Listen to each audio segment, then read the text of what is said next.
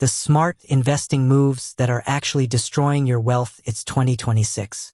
A 28-year-old guy named Marcus, a warehouse supervisor in Ohio, puts his entire $8,000 savings into a hot stock tip he heard about in a Reddit thread. 3 months later, that $8,000 is worth $1,100. Here's the thing. Marcus wasn't dumb. He wasn't reckless. He was doing exactly what millions of beginners do every single day, and he got burned because nobody ever told him the real rules of this game. Today, I'm going to tell you those rules. And if you're just getting started, what you're about to hear could save you years of frustration and thousands of dollars. Most investing content out there tells you what to invest in. Index funds, ETFs, dividend stocks. You've heard it all. But almost nobody talks about how beginners actually blow up their portfolios. Not because they picked the wrong stock, but because of the mental and behavioral traps that are practically invisible until you're already in them. So in this video, we're not going to talk about stock picks or hot tips. We're going to talk about the 5 invisible forces that quietly destroy beginner investors, and the mindset shifts that flip each one around. No fluff, no jargon. Just honest, straight talk about what it really takes to build wealth through investing. Let's get into it. The "I'll start when the time is right" trap. Here's something that almost nobody admits out loud. The biggest reason most beginners lose money isn't bad stock picks. It's waiting. Waiting for the market to calm down. Waiting for a paycheck. Waiting until they know enough. Waiting until January. Waiting until after the election. Waiting. And while they're waiting, time, the single most powerful force in investing, is slipping away. Let me make this concrete. Say you're 25 years old, and you invest just $200 a month into a basic S&P 500 index fund that averages a 7% annual return. By the time you're 65, you have roughly $525,000. Now say your friend also invests $200 a month at the same 7% return, but he waits until he's 35 to start. He ends up with about $243,000. You both put in $200 a month. He started just 10 years later, but your account has more than twice as much money. That's not a math trick. That's compound interest, and it only works if you give it time. Here's the pattern interrupt you need to hear. You will never feel ready. The market will never look calm enough. There will always be a reason to wait. The news will always be scary. Interest rates will always be doing something weird. There will always be an election, a crisis, a new threat. The investors who build real wealth aren't the ones who time things perfectly. They're the ones who started imperfect and stayed consistent. The fix here isn't complicated. Open a brokerage account today. Fidelity, Schwab, or Vanguard all work great and are free to use. Set up an automatic investment of whatever you can afford, even $25 a week, and let it run. Don't wait. Don't overthink it. Start small, start now, and adjust later. The best day to start was yesterday. The second best day is today. The confidence illusion, why beginners think they're smarter than they are. Okay, this one is going to sting a little. But I'd rather be honest with you than comfortable. Here's what happens to a lot of beginners. They make money on their first few trades, and their brain immediately tells them, "I've figured this out." Maybe you bought Apple or Tesla early. Maybe you got lucky on a meme stock. Maybe you just happened to invest right before a bull run. Whatever it was, you made money, and now you think you have an edge. This is called the confidence illusion, and it's one of the most dangerous places a beginner can be. Because here's what's actually happening. In a bull market, when stocks are generally rising, almost everything goes up. A lot of beginners start investing during a bull market without realizing it. They think their gains are coming from skill. In reality, the rising tide is lifting all boats, including theirs. Then the market shifts, and suddenly their strategy stops working. And instead of stepping back and learning, they double down because their ego is now attached to the idea that they're good at this. Research from UC Davis found that the more often individual investors trade, the worse they tend to perform.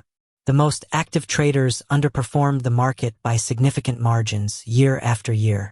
Meanwhile, the boring investors who barely touched their accounts, they came out ahead almost every time. Let that sink in. The more you do, the worse you tend to do. The real skill in investing isn't picking stocks. is managing yourself, your impatience, your ego, your fear, your excitement.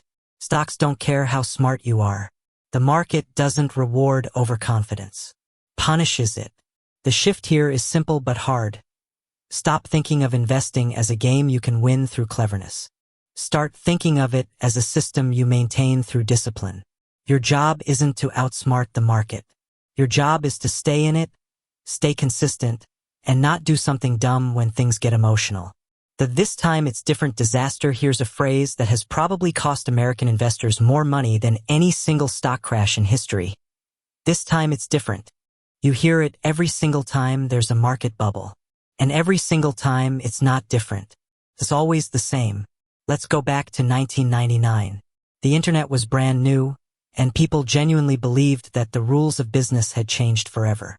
Companies without any revenue, without any real product, were getting billion-dollar valuations just because they had "com" in their name. Smart, educated people said it out loud. The old valuation models don't apply anymore. This is a new era. Then the Nasdaq crashed 78% between 2000 and 2002. Trillions of dollars wiped out. Flash forward to 2021. Crypto is everywhere. NFTs are selling for millions. And again, the phrase resurfaces. This is a new asset class. The old rules don't apply. And then 2022 hits. Bitcoin loses 65% of its value in less than a year.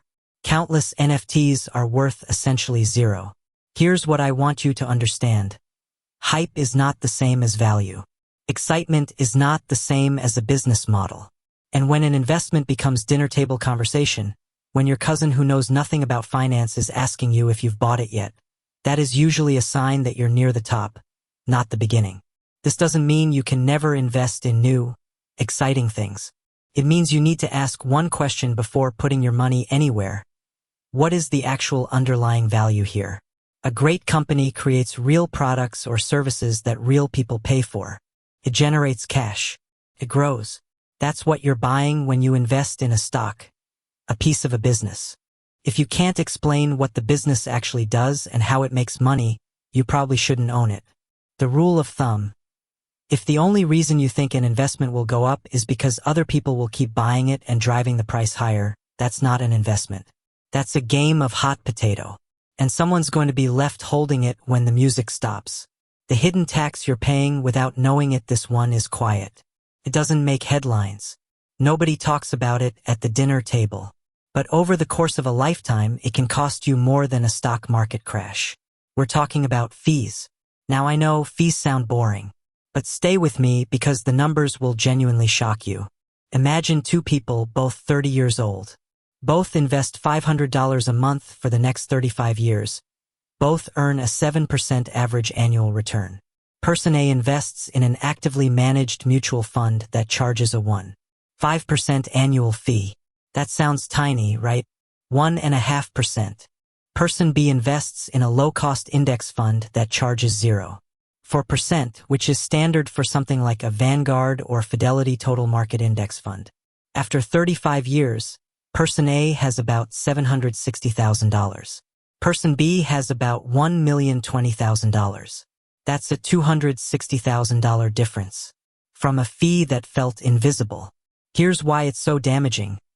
Fees don't just take a fixed dollar amount from you each year. They eat into your compounding. Every dollar that goes to fees is a dollar that can't grow, and can't generate returns that generate more returns. It's a silent drag that works against you every single day your money is invested. And the sad part, most beginners don't even know what they're being charged. They assume their financial institution is on their side. Sometimes they are. But a lot of actively managed funds charge high fees while consistently underperforming simple, cheap index funds. Studies show that over a 15-year period, roughly 88% of actively managed large-cap funds underperform the S&P 500. Almost 9 out of 10. And yet millions of Americans are paying premium fees for those funds. The fix is simple. Before you invest in anything, find the expense ratio. It's usually listed right on the fund's page. Anything under 0.20% is generally great. Anything over 0.75%, ask yourself hard if it's worth it. And anything over 1.5%, you're almost certainly better off elsewhere. Low fees aren't glamorous, but over decades, they are one of the most powerful wealth-building moves you can make.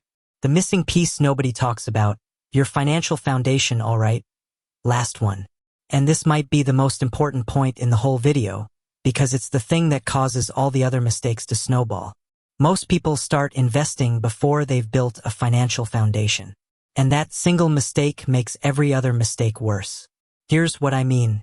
Let's say you've got $3,000 invested. Then your car breaks down and you need $1,500 fast. You don't have cash saved up, so you have to sell some of your investments, right at a time when the market happens to be down 15%. You lock in that loss. You feel frustrated. You lose confidence. Maybe you stop investing altogether. That whole scenario wasn't caused by a bad stock pick. It was caused by investing before your financial foundation was solid. A solid financial foundation has 3 pieces. First, an emergency fund. At least 3 to 6 months of expenses sitting in a high-yield savings account, completely separate from your investments. This money doesn't try to grow. It just sits there like a seatbelt, waiting for the moment you need it so you never have to sell investments at the wrong time. Second, high-interest debt is gone.